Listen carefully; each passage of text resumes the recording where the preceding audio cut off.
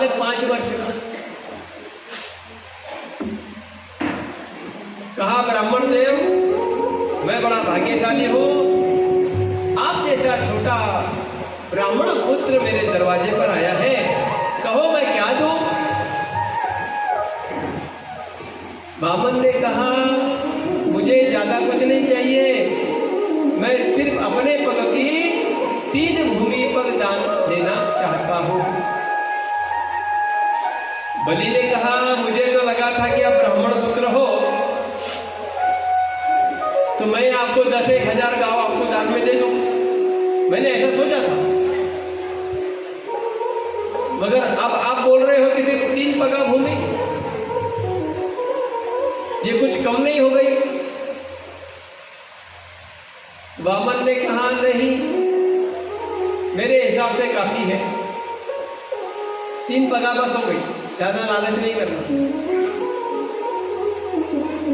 जब ये सुना शुक्राचार्य ने कि ऐसा कौन सा संतुष्ट ब्राह्मण आ गया भाई जो सिर्फ 3 पगा भूमि मांग रहा, दौड़ करके आए, आकर के देखा वामन को, नारायण छलिया रूप बना करके आ गया। बलि के कान में कहता है राजा ये वामन नहीं है, ये वामन त्रिपन है, ये वामन नहीं है, ये वामन त्रिपन है, ये तुम्हें छल लेगा, छलिया है ये नारायण। तो बलि ने कहा कि देखो भाई जो भी हो, अगर ये भगवान है तो मेरे लिए तो बड़े सौभाग्य की बात है कि आज वो परम परमेश्वर भगवान नारायण मेरे दरवाजे पर भिक्षा लेने के लिए आ जाए, मैं कितना सौभाग्यशाली हूँ। इसने कहा मैं तो दान दूंगा, लाओ कमंडल लाओ पानी का, और पानी के जब झारी लाई पानी देने का प्रयत्न कर रहे हैं तो भृगु मुनि ने शुक्राचार्य ने क्या किया, उसकी नदी में जाकर बैठ गए। क्यों बैठ गए कि जब पानी नहीं निकलेगा तो पानी नहीं आया तो संकल्प नहीं होगा, संकल्प नहीं होगा तो दान नहीं होगा, दान नहीं होगा तो ये बच जाएगा। भाई शुक्राचार्य का भी अपनी जगह पर ठीक है, सही बात है, अपने शिष्य की रक्षा करना, उसके हित का सोचना बरोबर है, मगर कुछ अच्छा कार्य हो रहा हो और अगर कोई दान दे रहा हो तो दान देने वाले को कभी रोकना नहीं चाहिए, बहुत बड़ा पाप लगता है। राधे राधे। मान लो अगर आपको कल कोई पूछे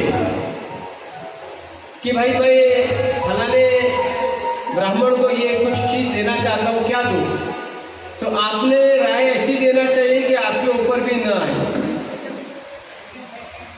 हो सकता है उसने अगर मन में कुछ बड़ी चीज सोची होगी और आप कोई छोटी चीज बता दोगे तो उसका पाप किसको लगेगा? इसलिए किसी को दान देते समय रोकना नहीं और उसका उत्साह बढ़ाना चाहिए। हाँ भाई करो करो, बहुत बढ़िया, अच्छी बात है, कितना देने वाले हो, कितना खर्चा कर रहे हो? बोले 10,000। 10 से क्या होता है, 15 करो, उसका उत्साह बढ़ाओ। दान देने को रोकने वाले को कभी भी बहुत बड़े नरक में जाना पड़ता है भैया, इसलिए दान देते समय रोकना नहीं चाहिए। शुक्राचार्य ने अंदर जाकर बैठ गए, जल न निकले, इसलिए वामन भगवान ने देखा अच्छा ये बात है, गाड़ी ली और उस सुराग में जब काड़ी डाली तो शुक्राचार्य की आंख फूट गई, बाहर आ गए। बलि को कोसने लगे, अरे बलि तुझे जो करना है कर, मैंने जो समझाना था समझा दिया, अब तेरी मर्जी। चले गए शुक्राचार्य। अब कौन रोकने वाला? बलि ने पानी लिया हाथ में, संकल्प किया कि मैं इस ब्राह्मण बालक के 3 पगा की भूमि मैं उसे दान देता हूँ। जैसे ही संकल्प किया, अब कहा ब्राह्मण अब अपने पैर से 3 पगा भूमि गिन लो। जैसे ही गिन लो कहा, वामन भगवान ने अपना अवतार बढ़ाना प्रारंभ कर दिया। बोलिए वामन भगवान की। और वामन भगवान देखते ही देखते पहले पग में पृथ्वी, दूसरे में आकाश, 2 पगा भूमि नाप ली। अब बलि से कहते हैं बलि बता तीसरा पैर कहाँ रखूं? तो बलि बैठ गए पैरों को घुटने के सहारे, बोला प्रभु आपका तीसरा पैर मेरे मस्तक पर रख दो, मेरा गर्व अभिमान बहुत हो गया है, थोड़ा कम हो जाएगा है? मुझे गर्व बहुत हो गया है, मेरा अभिमान चूर कर दीजिए। तीसरा पग जो है बलि के माथे पर रखा और उसका अभिमान हर लिया। अब बलि भगवान के अधीन हो गया, क्योंकि सारा राजपाट तो भगवान ने ले लिया, बलि के पास क्या बचा? कुछ भी। तब वो बलि को प्रसन्न होकर भगवान ने कहा, जाओ तुम्हें मैं सुतल लोक देता हूं, सुतल लोक में जाकर राज करो और मांगो तुम्हें क्या चाहिए। और मांगो कहते ही बलि ने कहा, प्रभु जी मेरी एक ही इच्छा है। बोले क्या? जब मैं अपने राज्य से बाहर निकलूं तो दरवाजे पर आपके दर्शन हो, राधे राधे, और जब अपने महल में प्रवेश करूं तब भी आपके दर्शन हो। इसका मतलब क्या? आप द्वारपाल बनकर मेरे दरवाजे पर खड़े रहो, राधे राधे। भगवान ने कहा ठीक है, तुम्हारी जैसी इच्छा। और भगवान वहां पर द्वारपाल बनकर खड़े हो गए। अब ये बात पता चली नारद जी को। नारद जी गए माता लक्ष्मी के पास, कहा लक्ष्मी माता प्रभु जी कहाँ दिखाई नहीं दे रहे? तो कहा कि कोई भक्त संकट में था, उसकी रक्षा करने के लिए गए थे, आए नहीं अभी तक, क्या बात है? कुछ विशेष? बोले विशेष यही है कि वो बलि जो है ना, बलि राजा, उसको भगवान ने सुतल लोक दिया और बड़े प्रेम से उसे जब कहा कि और मांगो कहा तो उसने भगवान को मांग लिया, द्वारपाल बना दिया। अच्छा, बोले भगवान नहीं आएंगे? माता लक्ष्मी ने कहा ठीक है, पति कहीं फंस जाता है तो पत्नी को पता है उनको कैसे छुड़ा के लाना, राधे राधे। ये भारत की नारी है और सब पे भारी है। स्त्री शक्ति कम नहीं है, इसलिए हमारे भारत में स्त्री शक्ति को हमेशा वंदन किया है, राधे राधे।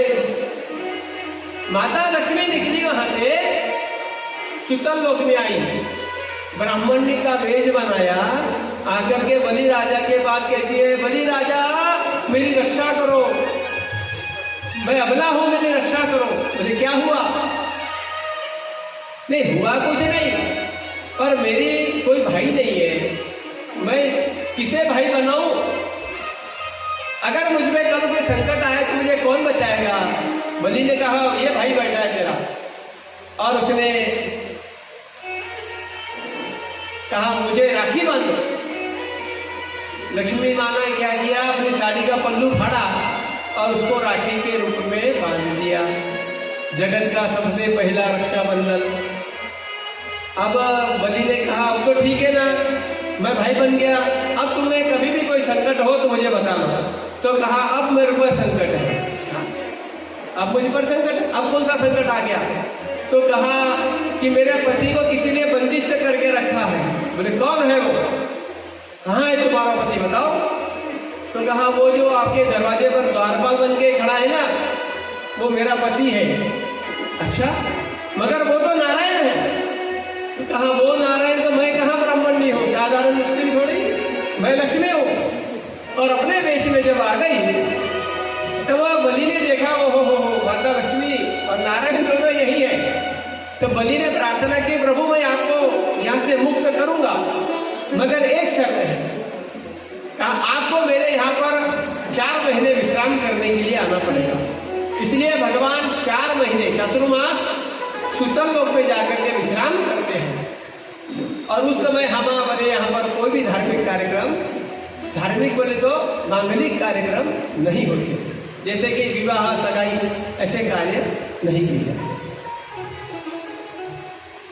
इस प्रकार यह